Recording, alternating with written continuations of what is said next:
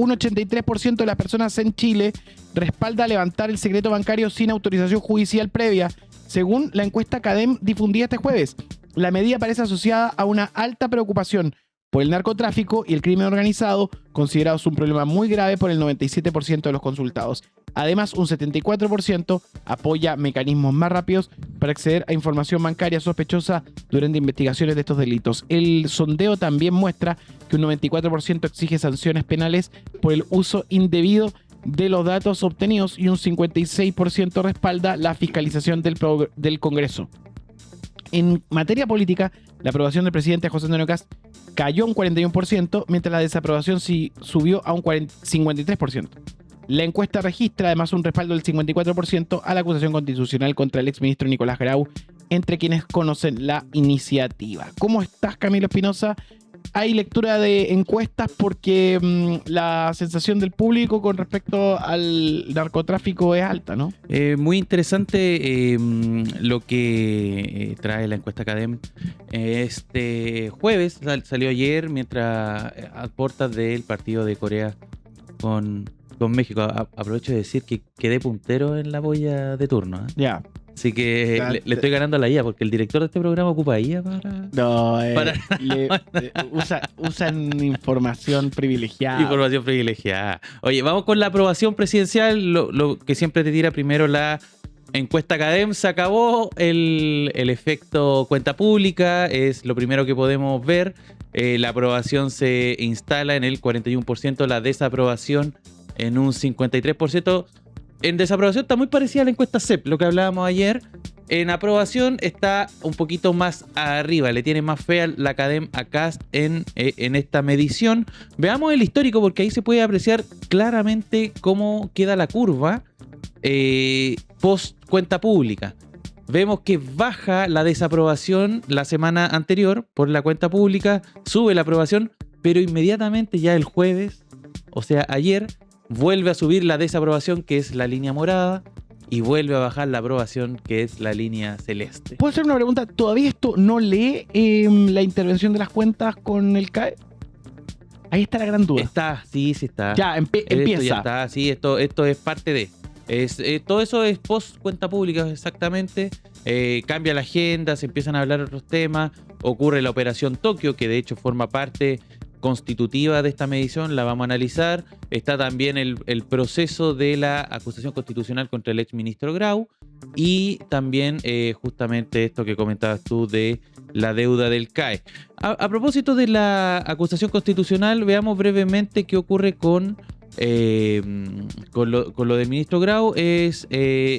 Está más o menos dividido el público de la CADEM. 54% dice que está de acuerdo, 41% dice que está en desacuerdo. Pero esto está interesante porque en la página 11 tenemos que le piden a la gente, por ejemplo, desglosar respecto al uso de la acusación constitucional. Entonces, por ejemplo, le dicen: los ministros de Hacienda deben responder políticamente si entregan cifras fiscales incorrectas. Evidentemente, por la naturaleza de la pregunta, un 83% dice que está de acuerdo. Pero fíjate lo que sigue después. Una acusación constitucional es una herramienta demasiado grave como para discutir diferencias técnicas. Y un 52% está de acuerdo con esa formulación. Mira. O sea que la acusación constitucional no debiese ser una herramienta para este tipo de discusiones. Y también lo que viene después, la acusación contra Grau busca más sacar ventaja política que aclarar responsabilidades. Un 51% está de acuerdo con esa afirmación. Es que al gobierno ya se le pasó el tren de acusar al gobierno anterior. Entonces, como ese tren ya se fue. Ese se está desgastando. ¿Sí? Claro. De hecho, claro. el último fusible, porque es el último exministro al que pueden acusar, debido a que ya se acabó el plazo de presentación de acusaciones constitucionales. Entonces, de hecho, lo hicieron un día antes de que culminara ese plazo de 3 meses. Y aquí viene lo interesante, porque viene un apartado bien extenso en materia de delincuencia, crimen organizado. Hay algunas preguntas, por ejemplo, respecto a cuáles son los grupos criminales que usted más conoce.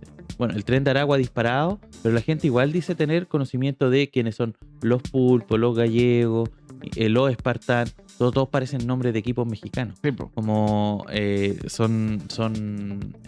esa es la que estamos viendo, ¿no? Sí, ahí está. Nivel de conocimiento, el Tren de Aragua, por lejos, arriba disparado, 98% de los encuestados dice conocer del Tren de Aragua, 68% los pulpos, los gallegos, muy parejo. Son dos facciones del Tren de Aragua. Los trinitarios, los espartanos y los piratas cierran esa conversación en De verdad junio. parece como equipo de segunda división. Sí. Terrible. Como estos equipos nuevos que le ponen nombre así como de béisbol en Estados Unidos. Ujú. Pero ¿qué es lo interesante? Cuando a la gente le preguntan cuáles son las medidas para combatir el crimen organizado, no tiene muchas dudas, por ejemplo, presentar la idea del secreto bancario, como el alza del secreto bancario como una de las medidas. De hecho, en la página 16, si me ayudáis, José, justamente le preguntan cuáles son las medidas que usted considera que son más efectivas para combatir el crimen organizado.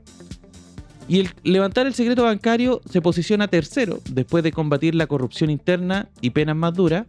Pero quienes consideran como primera mención, o sea, como la primera medida, es por lejos la que consideran más arriba. Está en un 26% sobre el 19%, que son penas más duras. Y lo que viene después, que es combatir la corrupción interna y que militares puedan colaborar activamente. Eso es lo que opina la gente. Y respecto al el alza del secreto bancario, le preguntan a la gente si, primero, si conoce de qué se trata la medida del secreto bancario, y un 90% dice que sí. Y si está de acuerdo con que se aplique esta medida, un 83% dice que sería una medida efectiva justamente para controlar el crimen organizado. Consideran que es importante, es decir, es una medida que tiene un respaldo demasiado importante, ¿ya? El desglose, en la página siguiente podemos ver el desglose por rango político, hombre-mujer, y en general es bien parejo, fíjate. La mayoría son mujeres. Las mujeres consideran en un 76% que el alza del secreto bancario puede ser más efectiva. Lo mismo en las edades, no hay muchas diferencias. Entre 18 y 34 un 73%, entre 35 y 54 lo mismo, más de 55 lo mismo, 76%, 3 puntos más. Por nivel socioeconómico también es bien parejo, o sea, los sectores socioeconómicos altos levemente inferior, pero en verdad están todos en el rango del 70% de adhesión. La región metropolitana y regiones también es muy parecido. Pero fíjense lo que ocurre cuando le empiezan a preguntar por izquierda, derecha, centro respecto a esta pregunta. La derecha es la que más restricciones tiene, pero aún así es mayoría la que está a favor de una medida como esta. Claro. Bueno, Entonces, digamos que han tenido más promoción en contra también, por parte de su vocero. Exactamente. Pero aún así, o sea, 55% está a favor del alza del secreto bancario como una medida que permita el combate al crimen organizado. Siguen, digamos, después como las condiciones del alza del secreto bancario en la última lámina ya de la CADEM, para regular esto, para que no se vuelva, digamos, un caos y que se esté levantando secreto bancario a personas de manera indiscriminada, que es el temor que han esgrimido parlamentarios de ese sector. Dice que existen sanciones penales para funcionarios que usen mal la información. Un 94% del proyecto actual no tenía sanciones penales, pero sí se le iniciaban procesos de sumario y había una regulación importante respecto a funcionarios que mal utilicen, que sean parte de la unidad de análisis financiero. Y que el Congreso pueda fiscalizar el uso de esta facultad, un 56% versus un 37%, la mayoría está de acuerdo, y que sí forma parte, digamos, de la atribución del Congreso hoy y podría ser también en un futuro en la medida que el proyecto lo contemple. Ese es el mapa. Es novedoso. ¿En qué sentido? En que este empate que estaba ocurriendo en el Senado no es un empate que también está ocurriendo en la opinión pública, en la ciudadanía. O sea, en general la gente tiende a estar más de acuerdo con que se debe agilizar el proceso de levantamiento del secreto bancario. Lo consideran importante, también lo hemos dicho acá, lo consideran importante. Los fiscales son personas que han venido solicitando. Es bien curioso porque estuve viendo un panel de TVN el otro día respecto a este mismo tema. Y tenían algunas personas expertas, yo la verdad no los conocía, no formaban parte al menos de el mapa de personas que se presentan ante la opinión pública como expertos, ¿ya? Por ejemplo, yo te puedo decir que el de Mega, el ex fiscal Chaguán, fue fiscal nacional, o sea, perseguía delito, era parte de su labor. Se le entiende que sea una persona que tenga como conocimiento respecto a la persecución del crimen organizado o los delitos. Entonces aparecen personas y empiezan a opinar que no, que son cosas que dan lo mismo, que un debate infructífero. Eso me llamó mucho la atención, como la posición de TVN frente a un tema que en general es bien sentido por las personas que efectivamente persiguen el delito. Entonces, y dicen, no, que decía uno ahí en el panel, no pude recordar el nombre, pero decía, no, si un fiscal llama por teléfono el domingo y la jueza ese mismo día le levanta el secreto bancario. Eso es falso, lo dicen los mismos fiscales. Entonces, lo mismo que Francisco Rego decía, que los jueces tienen 48 horas para responder a una solicitud de levantamiento del secreto bancario. Sí, eso es lo que dice el papel. Pero los fiscales y la misma PDI también te dice, es más que eso.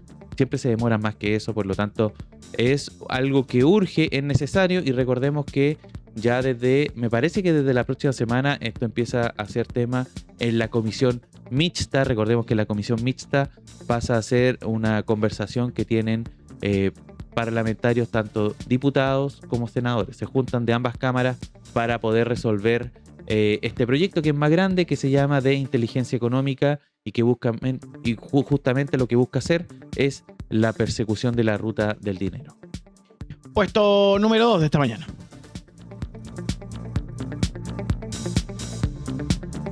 Y en el puesto de número 2, la declaración jurada del vocero de gobierno argentino, Manuel Adorni, revela un fuerte patrimonio personal creciendo y múltiples rectificaciones sobre las presentaciones de ese patrimonio de 2023 y 2024. Hay escándalo porque el jefe de gabinete declaró bienes por más de 944,5 millones en 2025 y un patrimonio neto superior a 627,2 millones tras descontar deudas por más de 317 millones. La evaluación representa un aumento de más de 918 millones en activos respecto a su primera declaración presentada al asumir la función pública. Las rectificaciones incorporaron ahorros en efectivo no informados previamente, entre ellos más de $500,000, además de criptomonedas, nuevos inmuebles y otros activos financieros. Todo esto tiene un escándalo en el mundo argentino. Esto es impresionante. Esto sacudió ayer todos los medios argentinos. Estaban impactados porque finalmente Manuel Adorni decidió presentar, lo que tú decías, una declaración de patrimonio detallado, de dónde vienen sus ingresos, sus dineros, en fin, y básicamente de dónde sacó la plata con la que se compró. Recordamos que está en la polémica, viajes de lujo en el que subía a su señora, en jet privado, también la construcción de casas muy robustas, refaccionamiento, se hablaba de una cascada en el patio de una de sus casas. Era algo bien polémico lo que estaba ocurriendo con el jefe de gabinete de Javier Milei.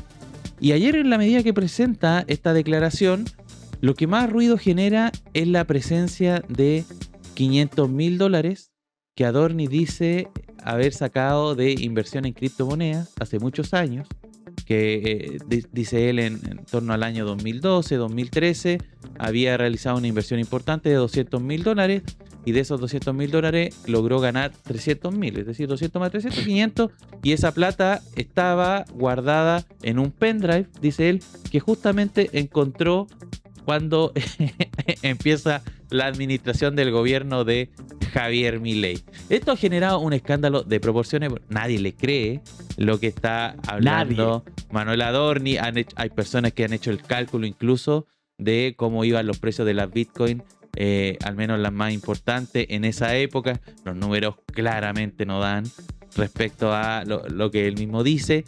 Incluso se le ha rastreado entrevistas antiguas de él, en la que él señala que jamás invertiría en Bitcoin y que no es un mercado que él conozca a cabalidad, y que no forma parte de sus inversiones. Por lo tanto, es bien escandaloso todo. Quiero que veamos algunos videos de reacciones. Por ejemplo, el caso de Infobae. Infobae, que nosotros sabemos es más bien un medio de derechas, es un medio que cubre en general toda Latinoamérica, pero que tiene su sede en Argentina. Y tuvieron ayer una suerte de mesa, un stream, una conversación, un panel de conversación, y estaban todos muy impactados. Veamos el video. Escuchemos. Ayer el jefe de gabinete se nos rió fuertemente en la cara a todos, porque encima el tipo estaba indignado porque lo trataban de chorro. O sea, te juro que yo en un momento dijo, este señor espera que le vayamos a pedir perdón. Las barbaridades que dijeron los periodistas, se ha dicho de todo de mí. Señor, usted nos está diciendo que la plata con la que hizo la casa de Indiocuá, que pagó en efectivo $245.000, la plata con la que cambió el departamento porque no podía vivir ahí porque lo insultaban por los pasillos y le tiraban cosas al patio de la terraza, para la cual pidió plata prestada. Lo dijo él, pidió plata prestada. Ahora de repente se distrajo, ¿viste? Tenía $500.000. $500.000 tenía. Siento realmente que insulta nuestra inteligencia, Manuel Adorni. Porque, en serio, le tengo que pedir perdón por acusarlo de chorro o de presunto... Digo chorro porque él habló de chorro, ¿no? Y después nos arrastra a todos y dice que ningún argentino paga impuestos. Querido, habla por vos. O sea, yo pago todos los impuestos como una boluda, evidentemente. Realmente, me siento medio... No sé, ¿ustedes pagan impuestos acá? Sí, lamentablemente. La única tarada que paga los... Bueno, y Andrei, evidentemente. Fede, no sé vos si pagas impuestos. Yo pago impuestos, sí, estoy al día. Estoy al día, sí, estoy al día. Pero somos unos boludos, sí. Manuel Adorni. Pero vos no sos un argentino más. Sos el jefe de gabinete. O sea, después viene el Fondo Monetario Internacional y le sugiere al gobierno argentino que para aumentar la recaudación ¿por qué suba se más habla impuestos. de Yo le recomiendo a la gente del fondo, yo Cristalina, si no estás ¿por qué se habla de bajar los impuestos? ¿Por qué? Porque él dice que esos $500.000 efectivamente él lo estaba ahorrando en negro. Él ocupa esa palabra, guardando en negro, y son platas que evidentemente no pagaron impuestos, y dice como la mayoría de los argentinos. Pone que como que 500.000, o sea, como que los argentinos tuviesen $500.000 guardados, digamos, bajo la almohada, como dice él, en negro, y que evidentemente él no lo había declarado, digamos, al fisco, pero él se comprometió en declaraciones que dio que esas platas las iba a integrar y que iba a pagar todo lo que debía ser pagado en impuestos, comprometiéndose ahora que, digamos, fue descubierto en este chanchullo. También fue muy impactante lo que ocurrió en La Nación. La Nación argentina, porque también estaban en un panel muy impactados por esta situación, además porque Adorni a ellos les había dado una exclusiva, una entrevista en donde profundizó respecto y dijo que con esta declaración de patrimonio se iba a aclarar todo, que las personas que lo habían tratado de chorro le iban a tener que pedir perdón. Y los conductores y personas que estuvieron en esa misma entrevista se mostraron muy molestos, muy indignados. El conductor del programa partió con una editorial muy fuerte con Adorni, pero quiero que veamos este momento porque declaran que en el fondo les mintieron en la cara. Veámoslo. Qué fuerte. Sí, como el barrio, sí. Este tipo es un mentiroso. Le mintió al Congreso, ergo le mintió al país. Probablemente le haya mentido al presidente, ¿no? Nos mintió a nosotros. ¿Puede un presidente de la nación mantener a un mentiroso al frente de la jefatura de gabinete? Es pregunta. No, y le han dado harto soporte. Es Sí, más se lo trágica han y bancado. cómica la explicación que dio ayer Adorni. Yo sinceramente... Bueno, no el lo mismo puedo Milei creer. A las 9 de la públicamente noche, lo mientras hacíamos el pase, sostuvo. te dije, me parece que va a ser un escándalo mayor al anterior. No me confundí. En la entrevista que tuvimos con el presidente, yo le dije, disculpame, ya autorreferencial, presidente, el que miente es Adorni. ¿Te acordás? El que miente es Adorni. Adorni no se tomó ni el trabajo de ver esa entrevista, porque contradijo todo lo que el presidente nos dijo a nosotros. Ahora hay un problema de credibilidad frente a su jefe de gabinete, tiene un problema político. ¿Viste que el presidente habla siempre, termino con esto, de las restricciones políticas? Bueno, el señor presidente tiene una restricción política, que es tener un jefe de gabinete con una imagen en el subsuelo, y eso es un problema político, porque no es un diputado provincial Pero, Luis, la explicación de ayer es un mamarracho. No me meto en el tema jurídico, Estamos hablando del tema de la credibilidad, es un mamarracho. es un mamarracho, dice Esteban Trebuch. ¿Tú cachai? Trebuch, el pelado Trebuch. El pelado, sí, que lo molestan harto en otro... Que venía de Crónica. Sí, ¿verdad? Sí, conducía ahí paneles. Bueno, y lo último, el último video también que quería compartir con usted, algo que pasó en Streaming Amigo Gelatina, en donde revisaron imágenes de Manuel Adorni en el pasado. O sea, cómo vivía Manuel Adorni el año 2012 cuando supuestamente invirtió estos $200.000 en Bitcoin. Es muy triste, por favor, veámoslo, porque Es elocuente esto. esto es muy fuerte. Mira. Este tipo estaba invirtiendo $200.000 en Bitcoin. Claro, gordo. Es un irresponsable. Tenés la pared llena de... la haceme- pared llena de- Haceme zoom en cualquier lugar de la foto. En todos lados falta plata. O sea, todos lados. ahí faltan unas zapatillas. En todos los Al lado Es falta verdad. un tacho de basura. Sí, sí. Ahí falta una parrilla. Falta una en la sartén. parrilla falta carne. En la mesa falta un vino. un la reboque. cabeza falta Atrás falta En un la pared reboque. falta un reboque. Sí, sí, sí. Hermano, da. Gordo. Falta hasta pasto en el piso, falta. Sí. No, Falta todo. en otro streaming, un La conductor puta que había madre, trabajado un con pincel donde no Adorni, falte que había plata. sido su panelista, Pavi Echecopar, contaba y decía que quería operarse y ponerse más trasero a Adorni. No sé si lo matan en grupo. Así que nada, increíble todo esto. Yo creo que no resiste mucho más, porque Sí. le están quitando el piso a Es que gente que le impresionante. importa a por lo menos a Milei. Pero yo me acuerdo mucho libertario que cuando aparece Adorni dice, no, Adorni es un ídolo, muy bueno Adorni. Es que lo estaban incluso perfilando como candidato presidencial, si eso era llamativo, como el sucesor de Javier Milei en una próxima administración. Y con esto se les desploma todo. Y por eso están surgiendo, y eso es el efecto político de esto, porque no solamente está cayendo la aprobación del gobierno de Javier Milei, sino que además está aumentando y le está dando fuerza a todos estos sectores que eran, digamos, comillas, la derechita cobarde. Mauricio Macri tiene ambiciones presidenciales para el próximo año. Se habla también de la misma Patricia Bullrich que salió a quitarle el piso también a Manuel Adorni. Entonces hay ahí una guerra intestina en la derecha argentina, y también una situación global respecto al gobierno argentino que lo tiene probablemente en su mayor crisis. Y no por los hechos que en algún momento todos especulaban, que por las normas, las leyes, sino que por hechos de corrupción. Cuando en general este mundo libertario siempre se ha jactado y ha tratado como de enaltecerse a sí mismos como una fuerza con una moral superior. Y lo que estamos viendo acá es que son tipos que están empapados en este caso, de un escándalo de corrupción de proporciones grandes. Vamos a seguir viendo lo que va pasando. Puesto número 1 de esta mañana. El ministro de Hacienda, Jorge Quirós, reconoció que podrían existir casos aislados, según él, de embargos a deudores del CAE cuyos ingresos actuales sean inferiores a 3,5 millones de pesos. La autoridad explicó que la tesorería utilizó datos de la operación Renta 2025 correspondiente a remuneraciones 2024, lo que puede generar diferencias con la situación salarial vigente. Pese a ello, sostuvo que el criterio se ha aplicado correctamente en la mayoría de los casos y negó que existe una instrucción para embargar a personas bajo ese umbral. La controversia llegó a la Comisión de Hacienda de la Cámara, que citó a las autoridades responsables y solicitó información detallada sobre los procedimientos de cobranza. En paralelo, Carolina Toá admitió errores del gobierno anterior en el manejo de la promesa de condonación, pero cuestionó la forma en que la actual administración ejecuta los cobros. La exministra llamó a buscar una solución sostenible para el financiamiento de la educación superior, buscando convertir el debate en una... convertir el debate en una disputa por ventajas políticas. Hay varios temitas respecto a la situación del CAE.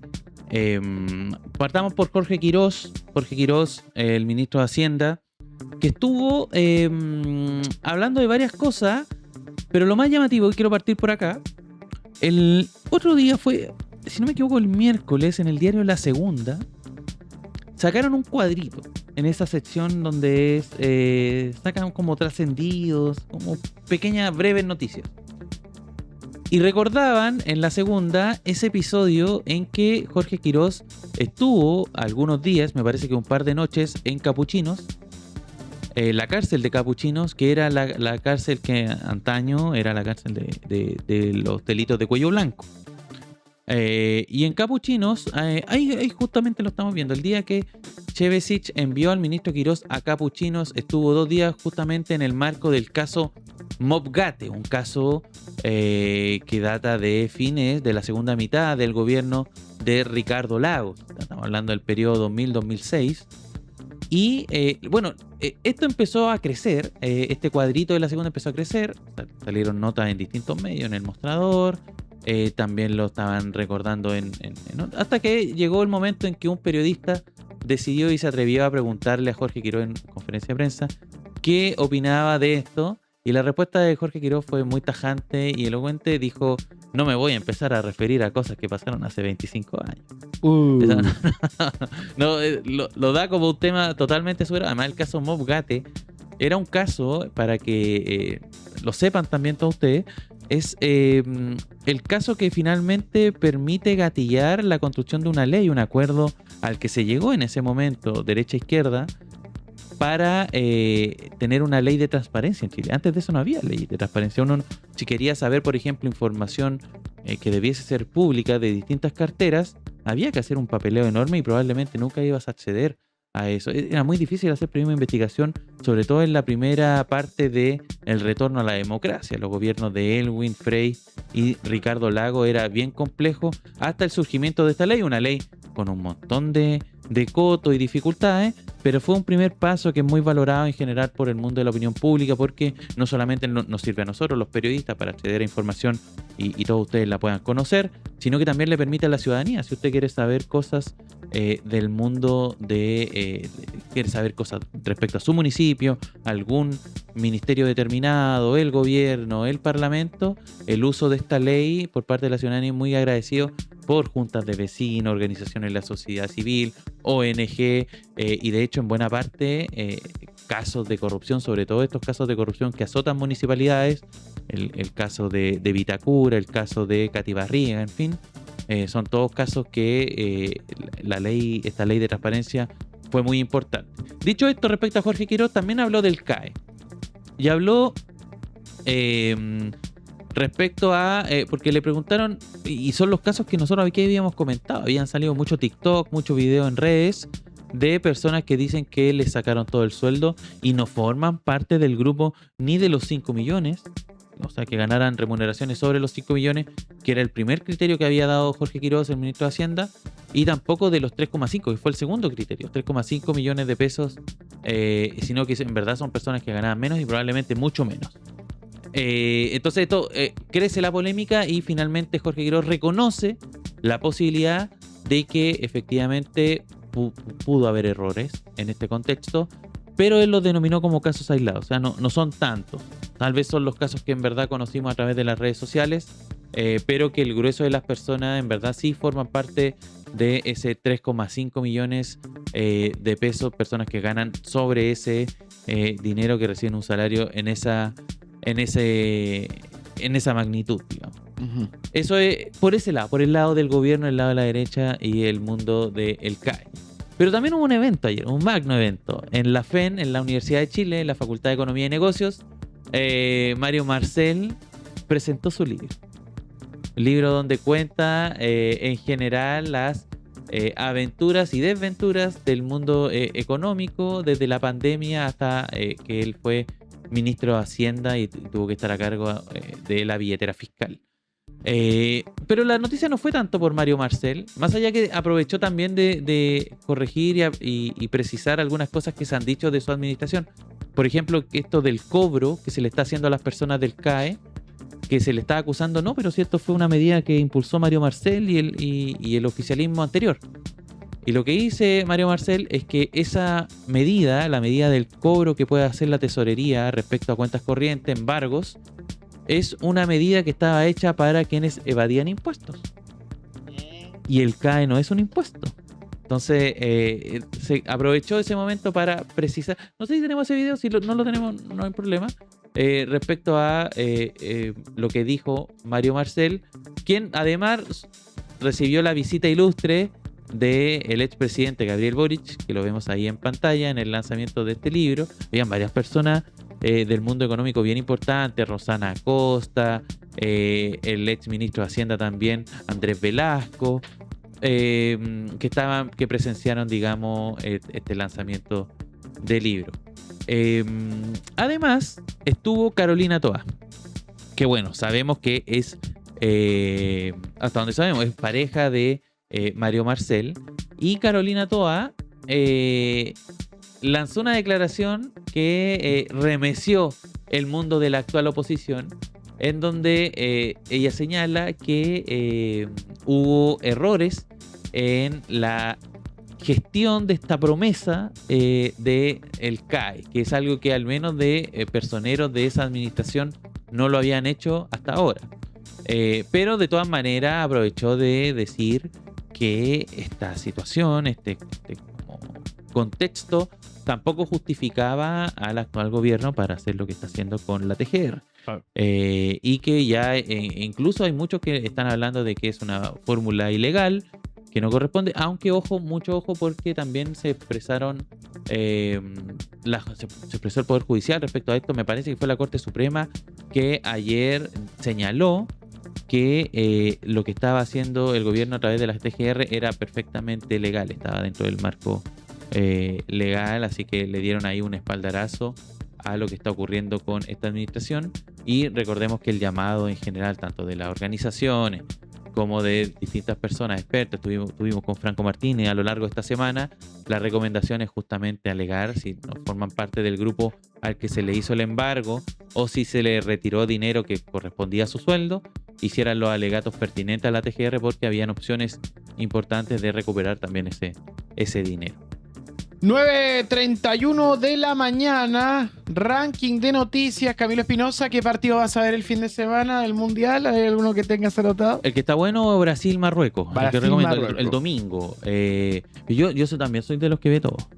Veo todos los partidos. Ya. Hay Está partidos en la sí. oficina y tiene el celular ahí. Sí, hay algunos que van a ser medio en simultáneo. Está bien complejo porque todo esto lo da DirecTV Sport, el que tiene la propiedad de todos los partidos. 104 partidos. Claro, Chilevisión tiene muy poquitos, van a dar solamente algunos. Disney Plus también Tiene tiene 30 Disney. Claro, y lo otro, 54 Chile. lo otro que también me cambiaron las finales de la NBA, que también están siendo ahora, están muy entretenidas. El otro día estuvimos en el grupo de WhatsApp de deporte, también mucha gente fan de la NBA. Sí, de turno. Recuerden hacerse parte de los grupos de WhatsApp. ¿Están en los grupos de WhatsApp los que están ahí en el Sí, chat?